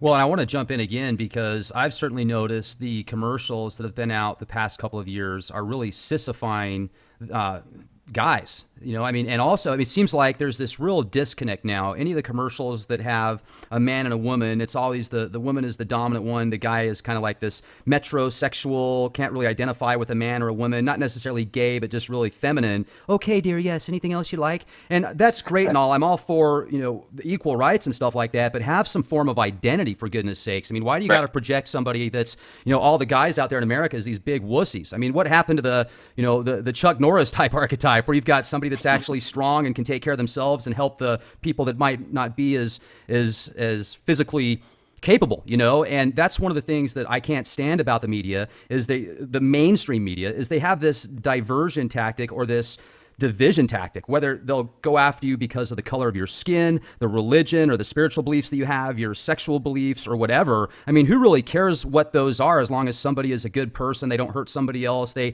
take care of others. It doesn't really matter in my opinion. It's all based upon what's inside of your skin, what your heart and what your mind is telling you to do. And I am not your consciousness, so I can't judge you based upon your actions. I can certainly get upset if you try and hurt me or my family. Of course, I'm going to protect my family and myself, but it's just retarded how so many people are ignorant to the fact that the media is just doing this spin, this divide and conquer. Oh, you're racist because you voted for a white president, you're white. Yeah, there's just so many retarded things where people could care less about what somebody's skin color is. They just want to be surrounded by good people. Absolutely. I think it's important for people to have, you know, a baseline of education, spirituality, and it has to be some kind of moral compass. You know, there's a saying that if you look at some of the Santerians, people who practice something called Ifa, Lukumi, or Yoruba, there's something called Iwa Pele, which means good character. And good character really is, who are you when no one is looking? Who are you? What kind of decisions do you make when there is no reward behind your good deed?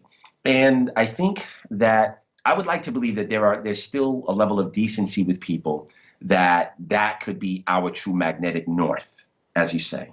And when that isn't your true magnetic north, or that's really not the substratus of who you are, you might want to look at some ways that you can improve that and integrate that into your character so that you're not a leaf blowing in the wind of, you know, all of these other attacks. And that's pretty prevalent when you look at, you know, what Kim Kardashian. It's so funny. I just happened to be flipping through the channels on my way to look at Ancient Aliens because I like to watch that show. Right. I happened to see Kim Kardashian's mom, and I don't know if this is a current episode, but you know, her mom Kim was complaining to her mom, well, why don't you try to pose naked? And it's not easy. And so she took her up on the bed and she's posing naked and she's saying, oh, I want to do this more often. And I said, wow, you know, all of the kids that are watching this are not going to think twice about the messages that they get just from that show. But, you know, she has a huge audience. She has 4 times the following as, you know, the first lady or maybe even the president. That pretty much tells you where the consciousness of our country is, you know, that they're following someone that really doesn't have much to offer outside of her sexuality, but people are following blindly, and more people are ready to do that because they're being coerced by external means. Right, absolutely. And then also you've got this just transgender push right now as far as the bathrooms. If a guy can use a girl's bathroom, I mean, if somebody has a psychological condition where that's an issue, I mean, hey, you know, I'm not going to judge that, but it seems like they're creating this whole spin on it and this wag the dog scenario where they're just trying to mix the pot up and get people pissed off. I mean, I certainly, if I had a 13-year-old daughter, I wouldn't want her to go use the bathroom out in public now thinking there might be some creep on the other stall, you know, going, it's like, what are they doing to people, man? You know? It's a little tricky. And you know, what I foresee happening is that in public places, there's going to have to unfortunately be a hidden camera, or not even hidden. There's going to have to be a camera or a security guard. And the bathrooms are going to become bisexual, not unisex, because that's a play on words. But, you know, there are certain places where every bathroom has a stall that is secure, and male and female can inhabit those bathrooms. But that's what it's coming to. I posted something on my Facebook page, but I took it down because I didn't want to be offensive to anyone. But someone created a really funny meme of a pit bull with a sign that says, "I am a cat trapped inside of a dog body. Please help me. Transspeciesism."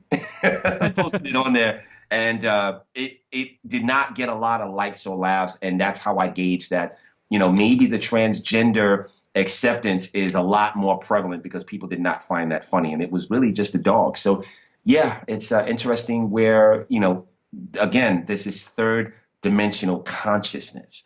There is also a higher consciousness where you look at certain people on our world, Rex, that aren't suffering, people that don't struggle with, they don't struggle with money. They don't struggle with identity or purpose.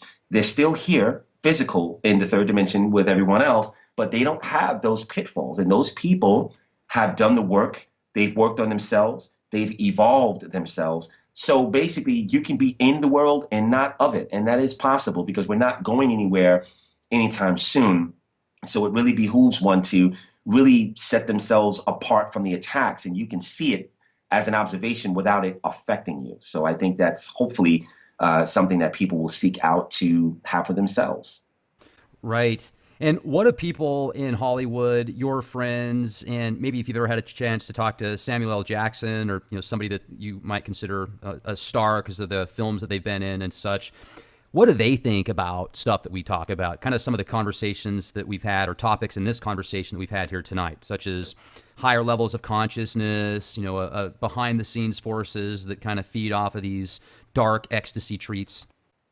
Well, yeah, they're very aware of it. I know Sam is very astute on a lot of the darker agendas that go on. And I actually, as a spiritual advisor, I have a lot of clients that are on the screen every day, but they don't want to be named because they don't want people to know that they have a one-up over everybody else. But they're very aware of some of the things that go on and some of the rituality.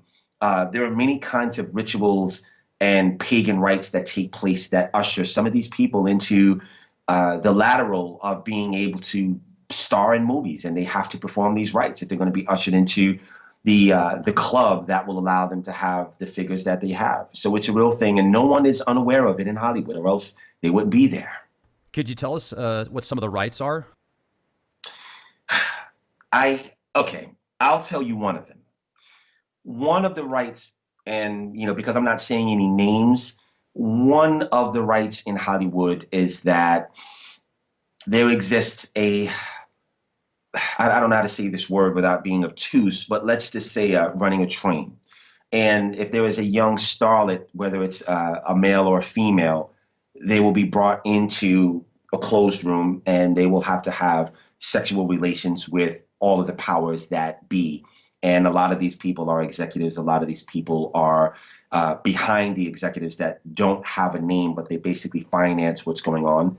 And they want to have the very first fruits of what the world is going to soon know to be as a star.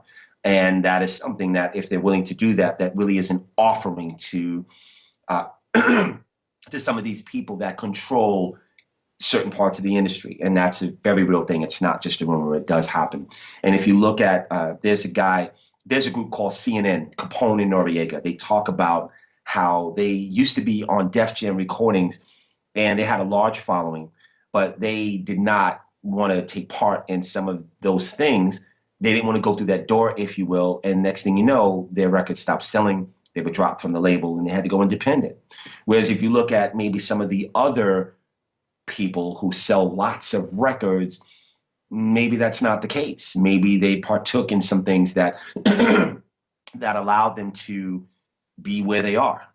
There's a show called Empire, and that show is, I don't know if you were around in the 70s, but there was another really exciting show called Dynasty. Do you remember that show? I do. I'm 38, so I didn't have a chance to watch much of it, but yeah, it was a real popular, and still is popular. Yeah, absolutely. Oh, I remember, being a kid watching the show and, sneaking in my mom's room because she didn't really allow me to watch TV. So I had to sneak in her room to watch TV. But, this show had a major sharing of the Nielsen ratings of, the marketing share was amazing. So Empire is one of the first shows, and it's a black show predominantly, that has the market share at this moment. It has a great following, and I think within the next 2 seasons coming up, it'll probably surpass Dynasty, hopefully. I have a friend that was on the show. His name is Tobias Trevelyan, and I hope he doesn't mind talking about it because the whole world knows he was on the show. He did that show. Now, I don't know him to be a gay man. I know him to be straight, but he played someone who, the lead of the show, who was a musical artist. I know his last name is Smollett, so forgive me for not knowing his name. But he's the lead, one of the leads of this ensemble cast on Empire, and he happens to be gay. So Tobias's character heads an award show that's acronymed as the ASA, the ACEs. And he's someone that is called a down low. He's a down low brother, which means that, he plays straight in real life, but he's gay. So he had this tumultuous kissing scene with this character. And it wasn't something that was, you see the lips on the lips and, they're ripping off each other's clothes. So I happened to DVR the show. I watched the show. I like it. I think the writing is creative. There were certain things I think on the show that were a little overt, and I have to kind of turn my head away for a minute. But, I like the writing of the show. I think it's very interesting. So Tobias, he blasted onto the show, and this is what he did. So I looked at the show, and I called him. I said, Tobias, really? He says, yeah, Gano, I just, I had to do what I had to do. I said, Tobias, you do realize that 2 things are going to happen. You're going to work for the next 5 years if you want to. But the other side of the candle that's burning now is that you are on a list, and people are going to automatically think that you're gay.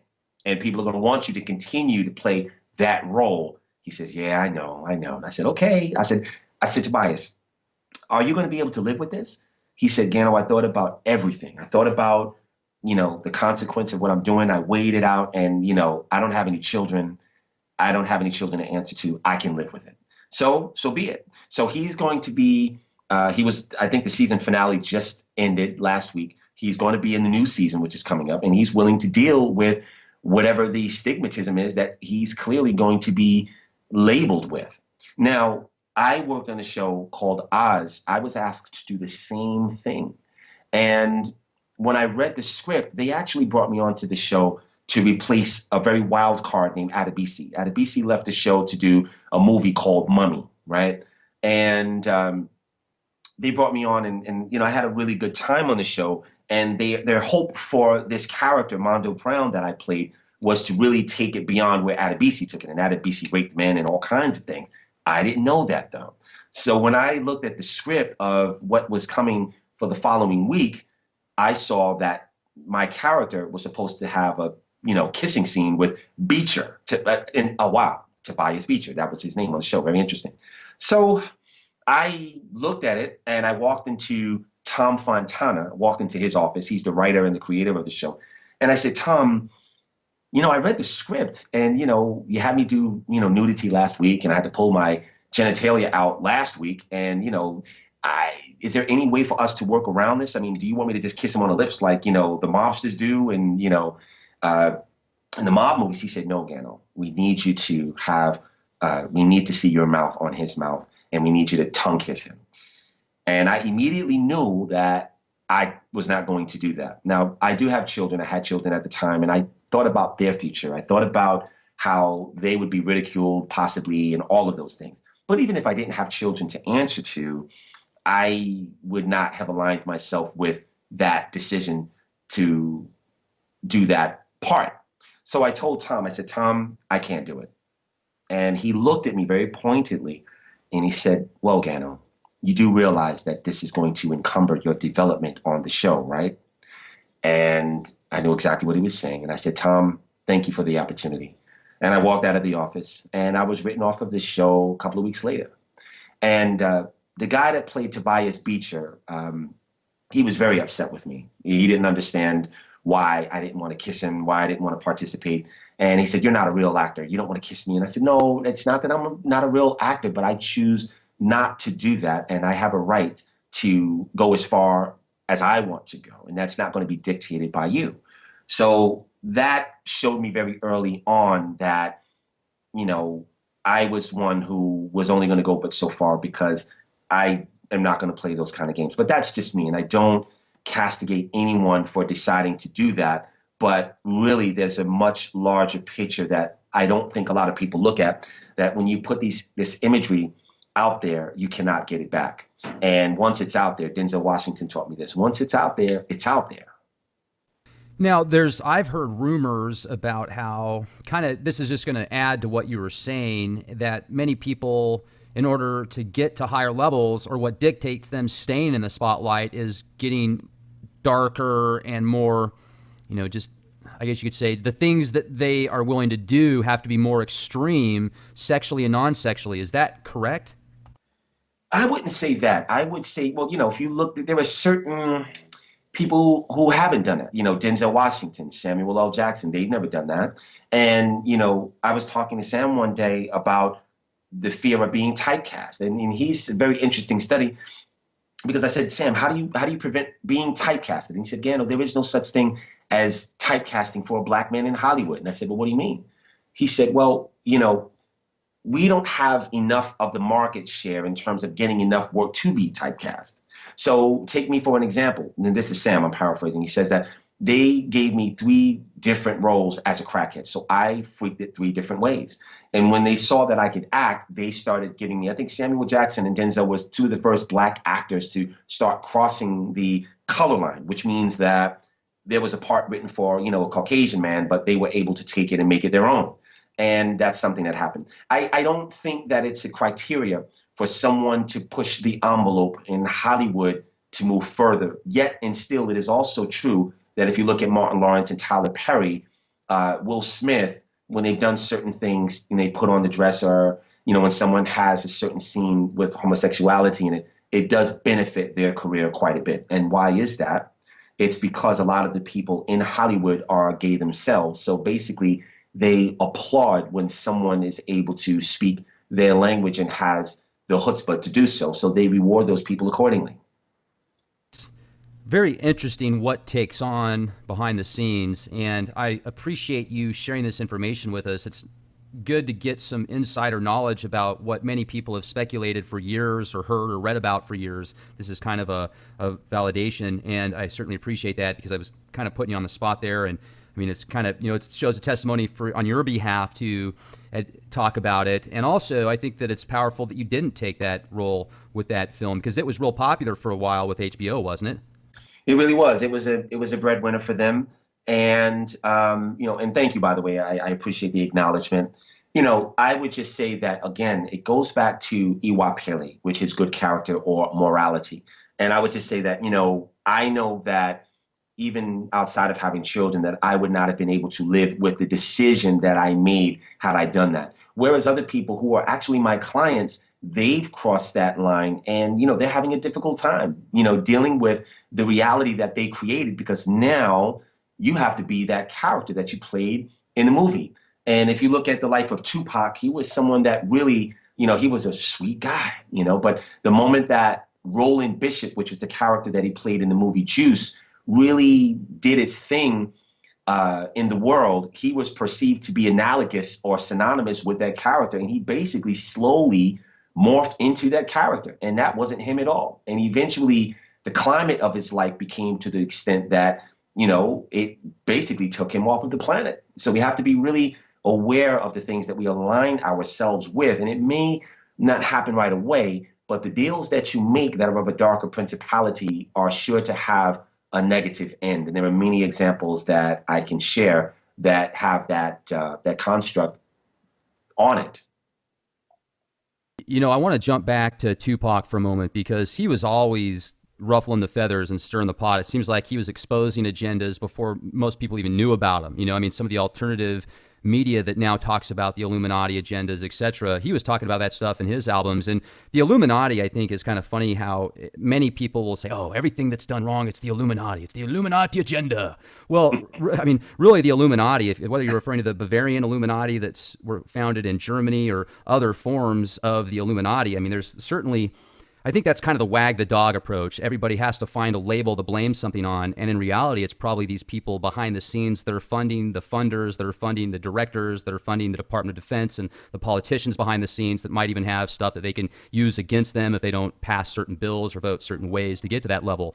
And I think that it's pretty incredible now that people are starting to wake up to this kind of stuff. But I'm looking back at an interview that I did just a few days ago with Mike Norris, and he's the son of Chuck Norris. They just came out with a film called Amerigeddon, where it talks about how the United Nations, in connection with many of the political leaders today, decide to clamp down on Americans' freedoms and liberties in the Constitution, round people up, take away the constitutional rights, etc.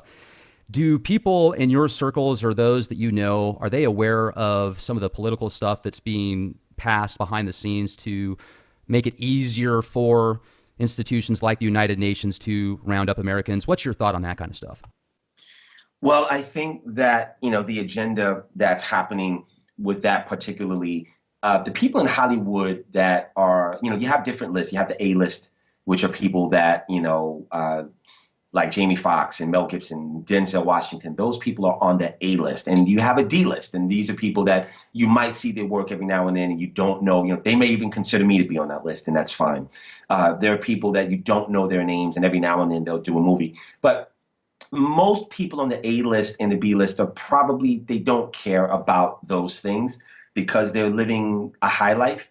And some people, like maybe Harrison Ford, some people who really are not part of the fabric of Hollywood, that don't live there in Tinseltown, they could be aware of it. I think I consider somebody like Wesley Snipes, who basically, he's a very conscious person. He's aware of things like that. Lawrence Fishburne.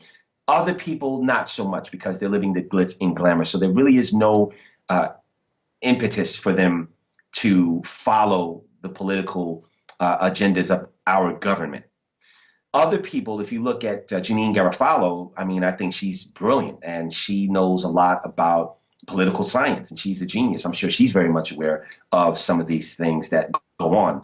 But if you're asking my opinion, to be honest with you, I do my share of interviews and people ask me how I feel about politics. And I'm smart enough to say I like to talk about the things that I have a level of expertise on. And I don't follow politics and I don't know much about it other than the fact that, what we're seeing propaganda-wise and what's being given to us. But I am not per se a political analyst, and I don't really have much of an opinion based on, that's not the channel that I am on personally. So I couldn't really give you that personally.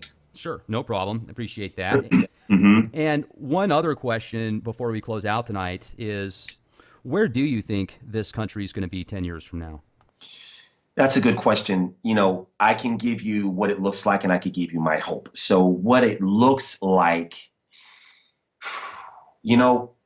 collectively, I've traveled a lot in the past couple of years, and I don't know if critical mass has really happened. When I say critical mass, I don't know if if you say the 100 monkey syndrome, if the populace of our world, or our country, you said, not our world, but our country, I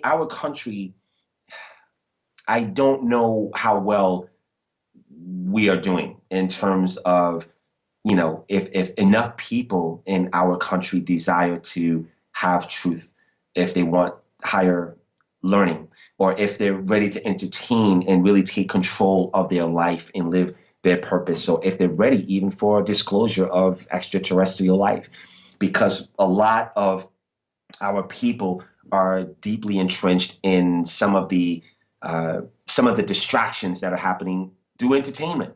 People are being entertained by far less and less things. People are being entertained by some of the beheadings or some of the fights that happen. And, one of the things that is driving that, if you look at Mob Wives, you look at Basketball Wives, you look at these shows, there's an accepted behavior that is happening amongst beautiful women where it's okay to not be ladylike. It's okay to, not be an active citizen that is a socialite. But everyone is, if you look at a lot of the people, unfortunately, sex is taken over. People are selling their bodies on Instagram pretty much, and selfies, which is a narcissistic thing that happens. People take a selfie of themselves every single day, and there's like 300 selfies on Instagram and Snapchat and Twitter. and people are identifying with the surface of who they are as opposed to inwardly. If we continue on that track, then the effects of mind control have done their job and we will be in the toilet. My desire is that the people like Bashar, Drunvalo, Melchizedek, or Tybro, or some of the other entities that are doing the work, Galacticus, if the light bearers and the light bringers of this world that have higher knowledge and modalities and tools and teachings are successful, we can have free energy on this world. We can have the technology of light come to this world. Starvation, homelessness, all of these things, gender confusion will not be an issue in 10 years if we start to have and adapt a purpose and start being selfless as opposed to selfish. That certainly would be nice. We're at the cusp of either something great or we could just continue to go down this path of no return. So yeah, let's hope for the Renaissance approach and people can start to wake up more and more every single day. Now, folks, I'd like to recommend you check out the website. I'm going to spell this out for you. GALIGHTICUS.com. That's Galacticus.com. Thanks for coming on the show, Gano. This has been great. I certainly hope that we can have the opportunity to speak with you again sometime. Absolutely. It's been my pleasure. And I hope some of you will come to the AGA seminar June 11th and 12th in Atlanta, Georgia. The information is on galacticus.com. And, I'd like to come back to the show in the future. It's been a pleasure. Fantastic. Also, make sure to check out our website, leakproject.com. We've got almost 200 full-length podcasts on there now. It's just a gourmet buffet of information, a lot of stuff you're not going to get anywhere else. We do our best to get as deep as we can with the people that we're speaking with. So make sure to check it out and also be the change you want to see. This is Rex Bear. Good night. Good night.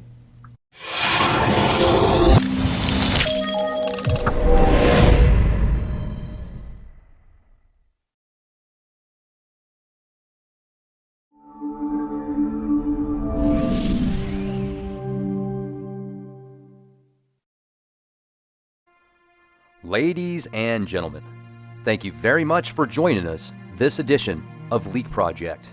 I am your host, Rex Bear, and tonight's guest is Gano Grills, a longtime actor featured in over a dozen films and TV shows, such as Shaft, Bomb the System, Ghost Dog, The Way of the Samurai, Sopranos, Oz, Hannibal, and Law & Order, to name a few. His career and knowledge obtained in Hollywood and with the people that he has met has helped him realize his full potential. Now, Mr. Grills offers many forms of enlightenment and illumination through activating the Kundalini. Now, Gano has friends in high places and insider knowledge many people are not privy to. We will be discussing much of that tonight, and rituals and rites in Hollywood. Human consciousness and spirit being in multiple places at once, a part of divine source and different spiritual archetypes. Now, how does one activate the Kundalini? What even is Kundalini? How much control does Hollywood have on the minds of the masses? What is the 27 Club? Is Randy Quaid correct when he discusses the Star Whackers? Is the sun really what we think it is? Do some people in Hollywood sell their souls to the devil? And what does that actually mean? When one becomes aware of the Matrix control grid and those in power that feed off of dark ecstasy, what can they do to break free? Do they even want to? All this and more will be discussed with Mr. Grills in this edition of Leak Project. Now make sure to check out Galacticus.com for a plethora of opportunities and experiences you can be a part of. Mr. Grills, thank you for joining us tonight here at the Leak Project. How the heck are you? I'm doing very well. Thank you for that introduction, and it's my pleasure to be in your audience and to talk to your people. Absolutely. And folks, check out Galacticus.com. It's spelled GALIGHTICUS.com. This has got testimonials and information on people that have actually gone through these spiritual programs that it puts together. So we're going to get into some of that, into the Kundalini activation, chakras, and spiritual awakening. But first, tell us a little bit about yourself, and then we can kind of get into why you started to do this type of work, because that's a pretty big jump from Hollywood, right? Yeah, I think so. It's very interesting, but at the same time, it's also quite similar in that whenever someone enters a front where they have to talk to people, there can't be any levels of embarrassment or trepidation. And my years as an actor has helped to train me quiet the heckling lens of care when it comes to me presenting information that really puts you out there. So I'm grateful that I've had that as an education, and it really has allowed me to stand with my back straight in front of people as I present information that predominantly has been suppressed for thousands of years, if shown at all, without being afraid that people will ridicule me at all. Now, what was it like working with so many people that are, high up there in Hollywood, different actors and movie stars? Just what's the overall genre like when you're inside of it? I don't really consider myself a star stalker, or there are different terms, or a groupie or anything like that, but it's really difficult not to be in awe when you're working in the presence of someone like Samuel L. Jackson, or you're working with a major thespian, someone like Jeffrey Wright, who has done some amazing work. And what was interesting, as we were filming the movie Shaft, Samuel Jackson, he was the lead in the movie. We worked on that movie for a few months, and he never made contact with me. As a matter of fact, we were at odds. We had adversarial characters, and I just assumed that he didn't like me until the premiere came a few months later. And when we went to the premiere, he had just come back from shooting Star Wars, and he called out my name from across the theater. He said, "Gano!" And I was like, okay. I was like, "Hey, Sam, how you doing?" He grabbed me and gave me a big hug. And he said, "Man, I was out there filming Star Wars, and I got this package from HBO, and I did another TV show called Oz, which is a jailhouse series on HBO." And he looked at everything and he said, "Gano, you rock the house on there." And I said, "Well, thank you." And that was a great compliment. And him and I have been really tight ever since. So it's really funny how your senses can play tricks on you. But what I realized is that he was so entrenched and deeply concentrated on his work, because he's a method actor, that we could not form a friendship when we were working. But to answer the question, Hollywood is a magical, wonderful place. Hollywood is it's a real tree that magicians use to cast spells. And casting is something that they do when they acquire the crew that's going to tell the story. So the magicality that Hollywood as an engine possesses is really something that's far beyond the imaginary prowess of the neophyte. And it's a wonderful place with a lot of powerful souls that their job is to instruct people and give them information that a lot of it comes from the cosmos itself. I am so glad you brought up the mystical, occult-like aspects of Hollywood. There's so much information there that people aren't aware of. And like you brought up Hollywood, what it actually is, it's a tree. It can be used to cast spells. And also, I think there's more symbology to Hollywood also, if I'm not mistaken. But one thing that I find fascinating about some of these films that have came out, like the one 2012, where Nicolas Cage was in the movie, and that portrayed two events that took place to a T. Some pretty big events. First of all, not only the Gulf oil disaster was portrayed in that film to the exact same day. Nicolas Cage was sitting down on his lounge chair watching on CNN on TV the Gulf oil disaster take place, and it even had the exact same date on it, which was just, huge, because that was over a year before that took place. But also in the same film, they portray the Fukushima disaster with subliminal messaging of clocks hanging on the walls. And then when the 11:59 hits midnight, it would actually show at the bottom, Japan was making these clocks. And if you know anything about the doomsday hour, once it hits midnight, that's,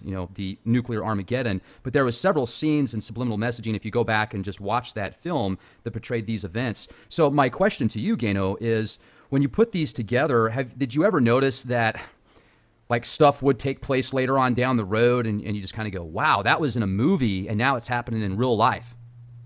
I actually have, and that's a great observation on your part. And I would conjunct that by saying that, we also had the triplicate prophecy of us having a black president. If you look at a movie like Fifth Element, where there was a black president there. Oh, yeah.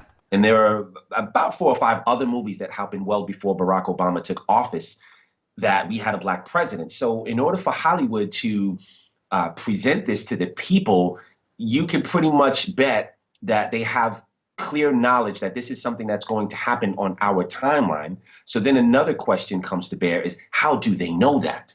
And that is a very clear, real construct within Hollywood, that things that are doomed to happen on this timeline, they know about before the populace does.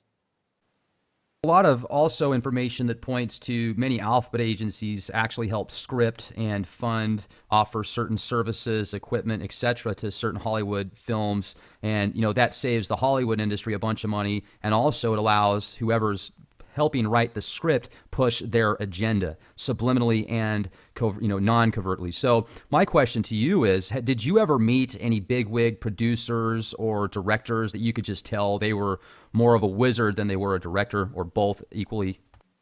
I have. I've met and talked to Bronco Lustig, who is he does all of the Hannibal movies. He's probably one of the only people in Hollywood that does not need the Hollywood banking system to finance a movie. He's extremely rich.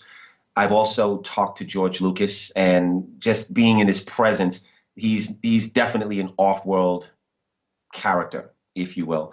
So yeah, I've been in the midst of some very interesting people that don't have a common human resonance.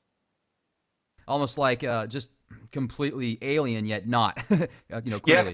Okay. Yeah, I would say that. I would say, someone like, let's say, Steven Spielberg, to give you an example. He's really a mild-mannered director. He's exquisite at what he does.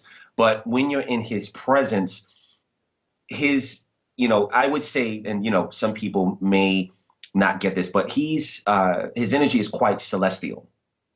Sure. Yeah, I mean, he was in a monastery for about 20, or he was a part of a monastery for almost 20 years, wasn't he? I never knew that, but it would really confirm just what I was saying in terms of who he is, and I wouldn't be surprised at all. Yeah, his Aikido is just top notch. I remember watching some of his films that really got him out there in Hollywood. I think it was Hard to Kill was one of them, and just absolutely ahead of his time. Really cool guy, and I've never met him, but I've heard good things about him. Now, as far as the Hollywood setup goes, though, how do you think these guys get this inside information? Well, I think it's a menagerie of different constructs, but the main one being that a lot of the directors, writers, and producers per se in Hollywood are hand-selected from higher agencies that are not of this world, and they're given information. A lot of the writers who bring the material to Hollywood are given channeled information of things that are real. One example of that would be J.K. Rowling's, and she brought to this world the epic of Harry Potter. And, her story is quite revelatory, but really when you look at Harry Potter, these are things that exist on a higher world. And she's someone that was given that carte blanche to give people a window into a reality that is a real thing. You can't have that level of information without it being something that is divinely guided. And as a writer or a content provider, that's their job, is to bring things to this world that will grow the consciousness of the people who are basically eyes wide shut, unconscious, or predominantly unaware. And that's how this information comfortably makes its way into the awareness of people who just really want to go to the movies and have a good time without being freaked out, but they still will have a gentle prompting into the direction of a higher reality. Another thing, too, is I'm sure you've heard of the 27 Club, correct? I have not, actually. Okay, the 27 Club is very famous musicians that died at the age of 27. Janis Joplin. I have. Cat Castelli, Jimi Hendrix, Tupac. Yes, I have, of course. Right, and I find it fascinating that so many people that are high and mighty as far as in their genre and level of just opportunities that they're giving to the world with their music and entertainment, 27 seems to be that magic number for many of these people. And then you've got folks like Randy Quaid that come out and talk about the Star Whackers, and Prince and his very odd death, the way that it happened in the elevator, and then 3 days prior when he was at the hospital and the media came out and said that he had basically an overdose and that he was doing really bad. He came out and said, don't believe everything you read in the media. And then a few days later, he dies in an elevator, that he writes a mysterious story about an elevator in a song many years ago. And so where I'm going with this is, do you think that there's also very dark negative forces maybe behind the scenes, that if you don't follow your contract or your numbers aren't as good as they want them to be, they think they'll make more money off of you dead? I mean, is there any truth to any of that stuff? I'm pretty sure that there is validity in some of those conspiratorial stories. And Prince, to be specific, as well as Whitney Houston, Michael Jackson, let's just say Michael Jackson in particular, I don't believe for one second that that scenario that the world was given was his exodus out of this world. There are a lot of conspiratorial stories that don't have much merit. There's a lot of geometry that doesn't really correlate if you look further into it. But specifically with Prince, Whitney Houston, and Michael, that trilogy are, I think that's pretty accurate. And I don't believe they left this world the way that the media or the powers that be per se would like us to believe. Right, because I know that Prince was fighting with the record labels for his whole career and coming out saying that he felt like a slave to the system. And then just 2 years ago, he gets rights to his music again. And then all of a sudden, bang, he's dead. It's just too weird, man. Yeah, well, with Prince, and I would just say this, that, I'm going to do a video about his, a decoded. I did one for Michael Jackson, and it really helped people to understand how these things could happen. But what's ironic is that someone created an interesting tetragrammaton about WB. Instead of Warner Brothers, it was Warn a Brother. Have you ever seen those T-shirts before? No, but you said tetragrammaton. Isn't the tetragrammaton? Or an acronym, excuse me. Okay. Meaning, just taking the initials and spelling it out a different way. So that's something that I think is ironic. And if you look at it, and Prince didn't look very well in his last days, which really leads one to believe possibly that he was helped over eventually to die. And he's not someone that, didn't have access to the best healthcare in the world or just the great diet. So like I said, I don't disbelieve that he was helped off of this dimensionality. Okay. And you were talking about some of those higher levels of control, they're off-world or agencies per se. Could you get into those a little bit with us? Do you know much about those? Well, I know in particular with myself, and a lot of what I teach and share with people comes from my experientiality, because it gives it more credulous. But I know that, the same way that we have governments or governance here, and we have monarchies, and we have people who are charged with leading the country or the people, we also have higher principalities, whether you want to call them hierarchies or certain groups and councils that govern everything that is deemed to come to this world on a timely fashion. And those agencies are real. It's actually something that we mimic when we form different judicialities or groups or clubs or sacred orders and things like that. So I know a fair amount about it. And I also know that the Galacticus, which is the movement that I am presiding over or quarterbacking, if you will, takes its orders from a legion of beings that some of